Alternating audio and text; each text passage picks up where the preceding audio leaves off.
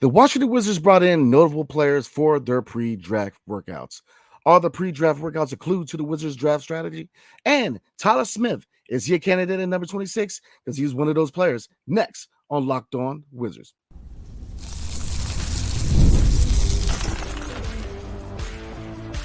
You are Locked On Wizards, your daily Washington Wizards podcast, part of the Locked On Podcast Network. Your team every day.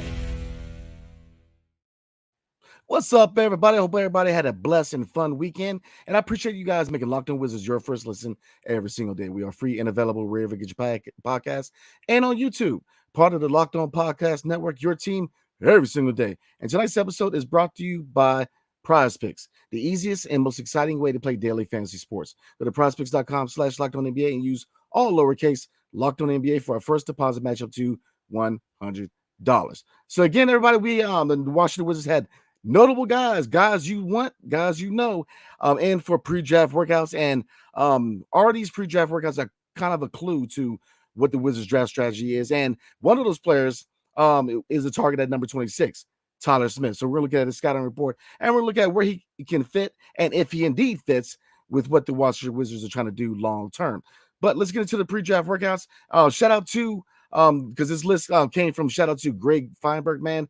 He's the one that initially put the list out on Twitter, aka X. So definitely shout out to my guy Greg Feinberg, man. But here's players that at certain draft picks who the Wizards came in brought into as far as pre-draft workouts. At the number 2 pick, the Washington Wizards brought in 3 significant players. Number 1, Alex Sarr. Number 2, Donovan Clingan. And number 3, Cody Williams. At number 26, Tyler Smith from the G League Ignite was brought in, and Trenton Flowers of the NBL was brought in. And for the 51st pick in the second round, Tristan Newton out of UConn and Antonio Reeves out of the University of Kentucky. Now, as far as undrafted free agents, they brought in Keenan Blackshear out of Nevada, Makai Mitchell out of Arkansas, John Newman III out of Cincinnati, Darius Brown II out of Utah State, and Darren Armstrong out of the NBL. So looking at these guys at the draft positions, is this kind of giving a glimpse at what the Wizards are trying to do as far as the draft strategy? And I'm going to say yes, especially around the number 2 overall pick.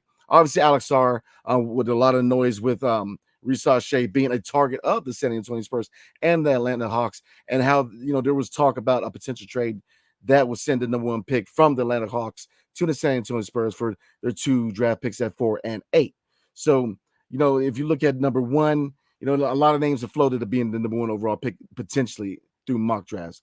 For a long time it was Ron Holland, then it was Alex Sarr. Now Zachary Sachet is really picking up momentum of being the number 1 overall pick going to Atlanta. But with Atlanta kind of in the gray area with Trae Young, DeJounte Murray, they have a young roster, but they also have, again, DeJounte Murray and Trae Young, who are vets in the game, who are win now players. What the direction of the Atlanta Hawks is right now is very murky, and they very well could trade back to get a couple of young players to pair with Trae Young or DeJounte Murray, but they very well could also trade Trae Young and DeJounte Murray. And like I said, that would be something I would cover, because a lot of moves in all season, especially in the NBA, is a domino effect. So it could affect the Wizards to a certain degree. So if indeed a move for Trae Young or DeJounte Murray from Atlanta is a move that is made, I will be on here chopping up with you guys, man, because I think that especially with an interdivision team like the Hawks, with them trading significant players is definitely going to have a domino effect. But let's get back to the pre-draft workouts. Obviously, you look at names like Alex Sarr. Again, he's a guy who realistically could come to Washington at number 2. Now, he's also a guy who could go to Atlanta at number 1. He's not a name he's not a name that's really floated as a target of the San Antonio Spurs. And that's why I think the Spurs, they like Risa Shea, and they looked at Donovan Clingan. But the biggest thing with potential fit in San Antonio is what? How do they fit with Victor Wembanyama?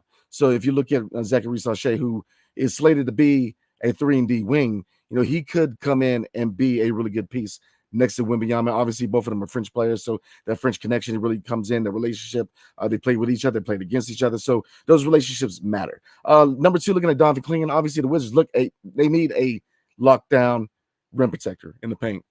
And, I've mentioned that I'm a big fan of Donovan Clingan.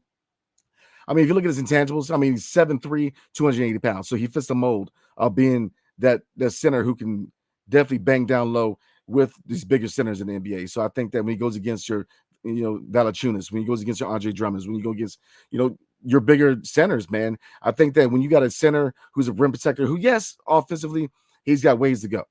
Now, he's shown glimpses of a capability of adding a 3-point shot and maybe a mid-range. Now, he's not going to, he can play with his back to the basket. He plays more of a traditional big.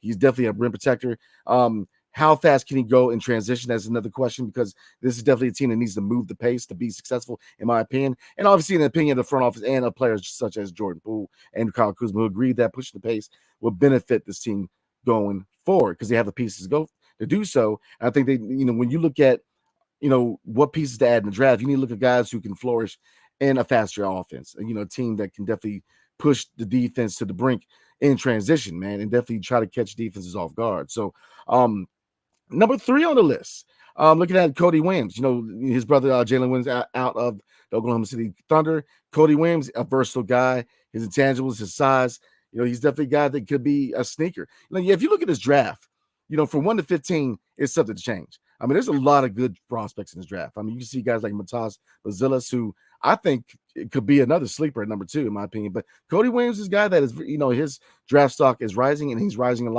up a lot of draft boards. So let's look at number 26, or the number 26 overall pick in the upcoming NBA draft. And a couple of people we're looking at Tyler Smith from the G League Ignite and Trenton Flowers. Now, I will be doing some scouting on Trenton Flowers. I'm not very familiar with Trenton Flowers, so I'm not going to go in depth on him. And actually looking at number 51, I'm going to this week, because of this list, I'm going to definitely do a video, if not the next video, the video after next, on Tristan Newton and Antonio Reeves out of Kentucky.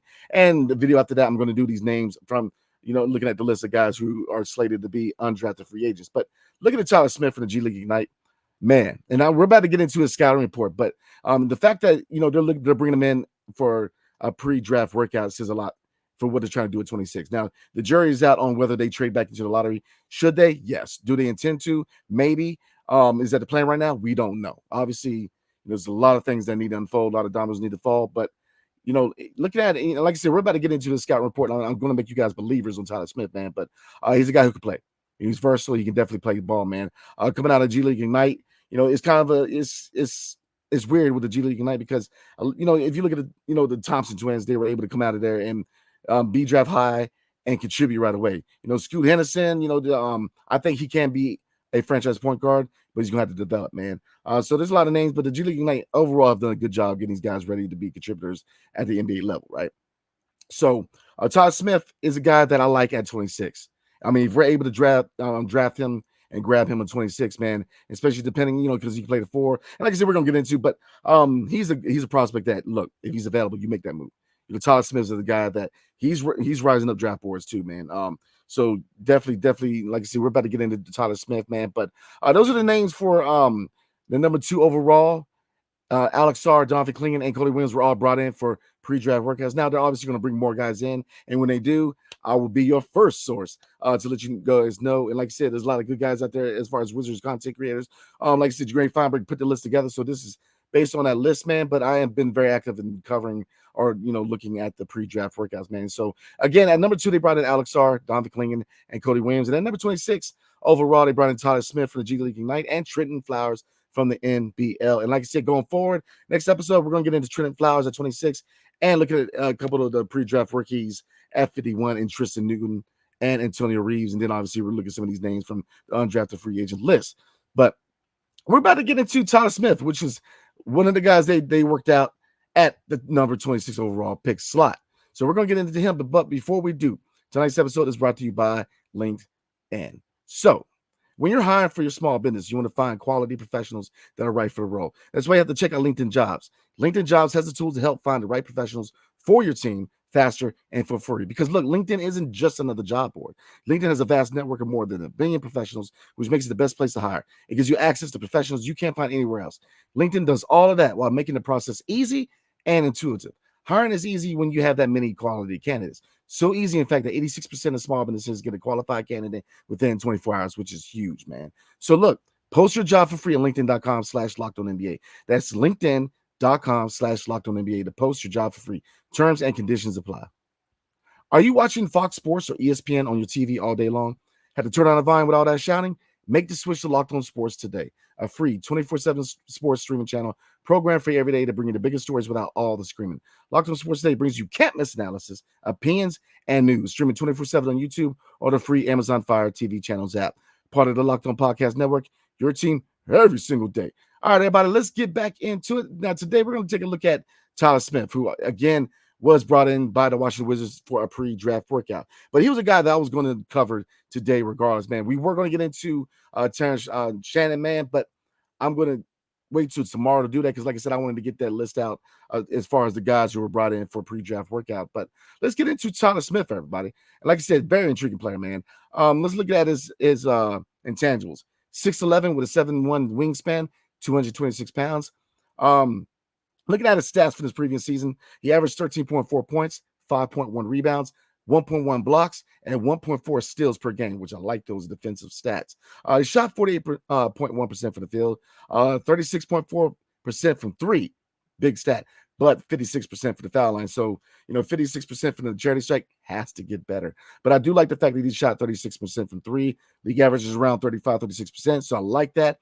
48% for the field. I like the defensive stats. I really like, especially the size of 6'11", around 1.1 blocks a game and 1.4 steals a game. And, 13.4 points. I like that coming out of the power forward position. Now, what are some strengths? What are some pros I like about him? In his physique, the fact that he's 6'11" and 7'1" wingspan, man, he's athletic. The fluidity for his size. He can move for his size, and that's what I really, really like. He's a smooth power forward with flashes of wing skills. So, he very well play the wing at small forward. He could, but I see him better at the power forward position, which is definitely a position we need to draft for the future when indeed Kyle Kuzma is indeed moved at some point. We got a guy who could be the long-term answer at the 4. A few other things I like: solid slasher and cutter, and excels at finishing above the rim. So he's an athleticism, man. He's a guy who's going to dunk on some folk. He's a guy who's going to be able to finish with some style. You know what I'm saying? He's definitely going to posterize a few people, man. But I love the fact that he's very versatile, but, he's athletic and he can move with his size. 6'11", he can move. One more thing I like, man, or a couple things. The 3 things. I mean, that he's a really likable player when you look at his intangibles. I mean, his jump shot is a really nice form.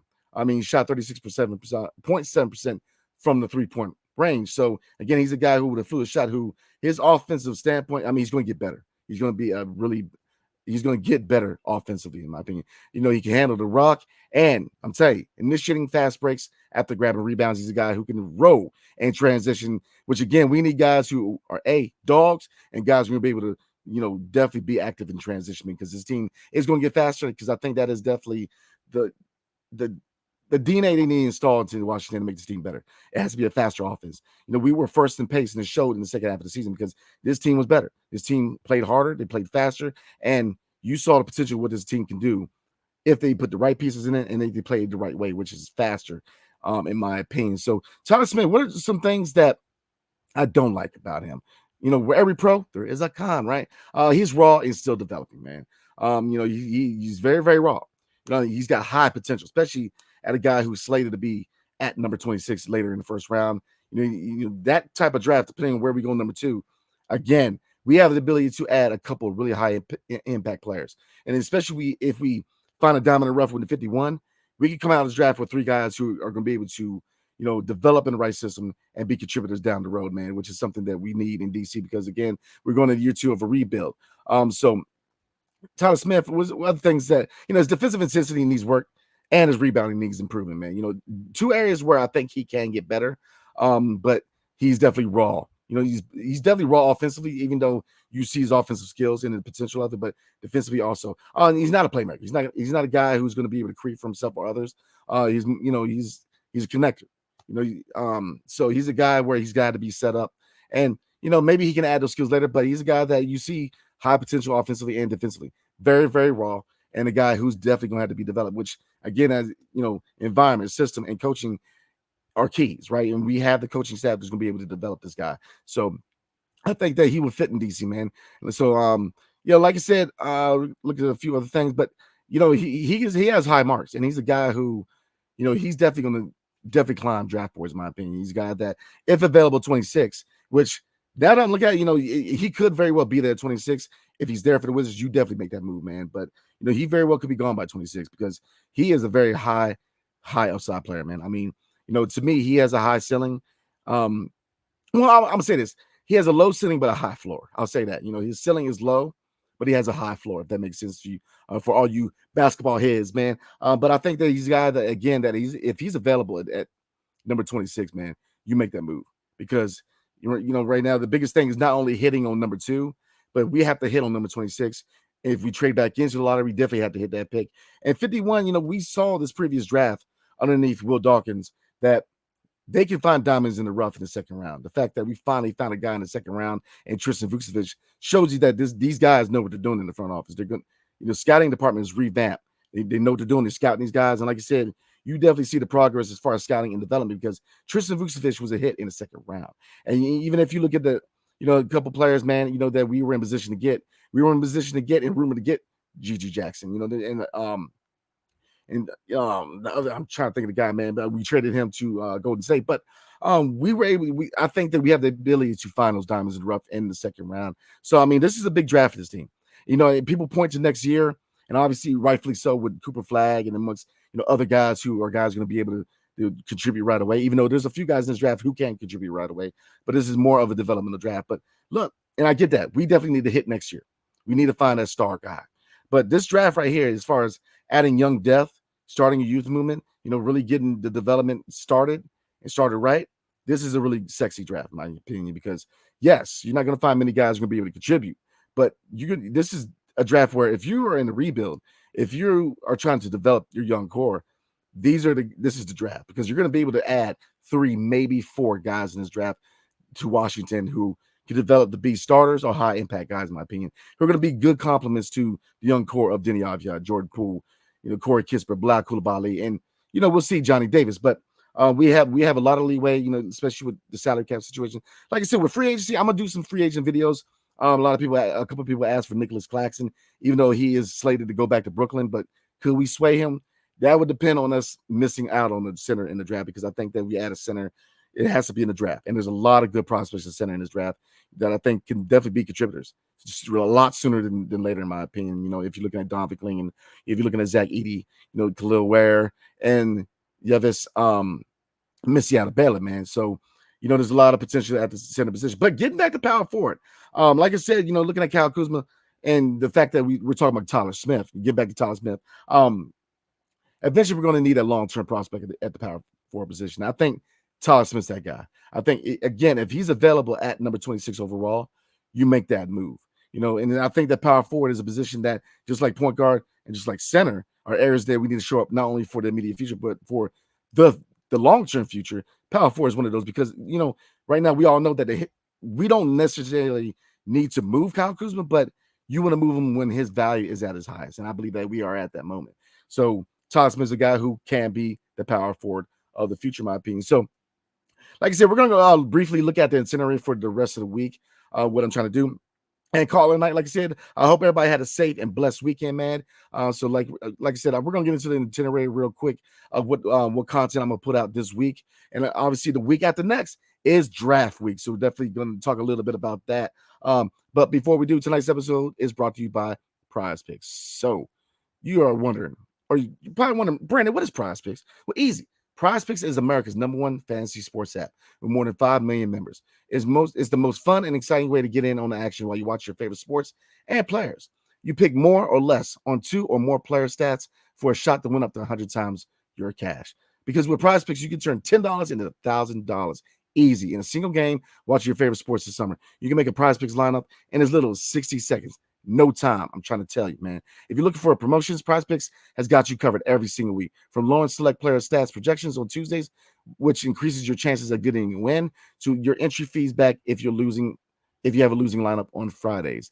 When the finals are over, the Hoops action doesn't stop on Prize Picks. Women's basketball is just getting started with young stars like Caitlin Clark and Angel Reese looking to make names for themselves alongside greats like Breanna Stewart and Asia Wilson. You can win up to 100 times your cash watching them ball out this summer. There's always action on Prize Picks. This is the perfect time to try out something new as basketball is winding down because it's looking like the Boston Celtics is about to get that dub. So make sure to try out esports this month because for every Wednesday and Saturday in June, your lineup doesn't win. Or if your lineup doesn't win, you'll get your entry fee back. Choose from Counter-Strike 2, Call of Duty, League of Legends, and more. So look, let's get this party started. Download the app today and use promo code LOCKEDONNBA for our first deposit match up to $100. And again, download the app today and use promo code LOCKEDONNBA for our first deposit match up to $100 prize picks. All right, everybody. I'm looking forward a little bit for this week. Like I said, we're going to cover Terrence Shannon then tomorrow night. He's a guy with some legal stuff out of the way. He's a guy who has top 10 talent, who very well could be around number 26, or if he rises up, because again, he is a top 10 talent. We're going to talk about his fit, whether if we trade back into the lottery or at 26, and we're going to look at a lot more options at the number 26 overall pick. This week, also going to cover number 51 in the second round. What talent can we add in the second round? And look at the list some guys who are slated to be undrafted free agents in this upcoming NBA draft. So again, we're going to do a lot more draft content this week, and I'm going to delve into free agent stuff. Like I said, we're not going to be very active in free agency. I think that retaining our own free agents are probably going to be the most newsworthy transaction as far as in the free agency period for the Washington Wizards. But like I said, I'm going to cover some. Like I said, we're going to look at Nicholas Claxton. He's a free agent. Now, there are rumors that, he's looking to go back to Brooklyn, but money talks. So maybe we're able to lure him. But you go after Nicholas Claxton if what? You miss out on the center of the draft, which I don't see us missing out on the center in the draft. But nevertheless, we got to push that content out, right? So, like I said, I'm going to get into a little bit of free agency. But like I said, next the week after next is draft week. So, like I said, we're obviously going to be dropping a live video for draft night. Both nights in a row, because I'm going to do a live video for the first round and the second round. The first round, because actually I'm going to put content out for the second round the day after the second round, because I will be attending a function for the Washington Wizards in Washington, D.C. on next Thursday night, man. It's going to be a draft, kind of a draft party where I'm going to be representing Locked On Wizards, man. So definitely look out for that. So again, that's our itinerary going on. Look, we're getting closer to the draft. So exciting times. Free agency period's coming up. Like I said, the NBA Finals is wrapping up, whereas looking like Boston is going to take that series, man. Dallas, good game last time, but right now they're just delaying the inevitable. So looks like Boston's going to be the next NBA champion. But, exciting times for the Wizards, man, entering year 2 of the rebuild. So again, appreciate you guys, man. As always, tuning in and watching your boy chop it up with me. So Locked On has launched the first ever national sports 24/7 streaming channel on YouTube. And now it's also available on Amazon Fire TV and a Free Fire TV channels app. Locked On Sports Today is here for you 24/7, covering the top sports stories of the day with the local experts of Locked On, plus our national shows covering every league. Find Locked On Sports Today now available on the Free Fire TV channels app. So again, I appreciate you guys. I will see you guys tomorrow night. And hail to the Wizards and peace. See you guys tomorrow night.